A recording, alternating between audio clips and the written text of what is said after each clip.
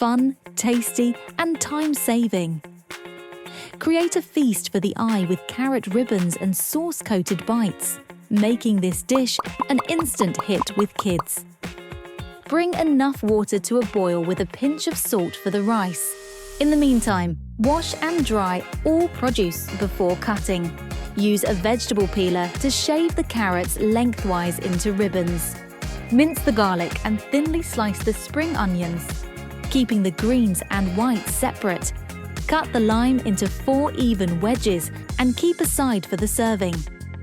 Once the water is boiling, toss the rice into the pot. Lower the heat and let it simmer. Cover the pot and keep it off heat until the meal is ready to be served. Time for the flavour makers. Mix them all in a small bowl. If spicy food is not for you, just leave out the sriracha. Add oil to the pan. Cook the carrots until tender and lightly browned. Add a little salt and pepper, then remove from the pan and set aside. First, add the garlic and spring onion whites and cook for about 30 seconds. Next, add the beef and break it up into pieces. Cook until it's no longer pink. Increase to higher heat and stir it once or twice. Make sure the meat is brown and maybe crispy in spots.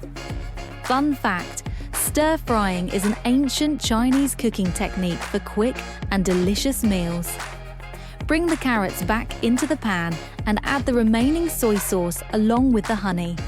After giving it a good stir, remove the mixture from the heat and round off the taste with the rest of the sesame oil. If you like, squeeze a bit of lime into it for freshness. Divide the rice between the bowls and crown with the stir fry. Sprinkle with spring onion greens and sesame seeds. Delicious!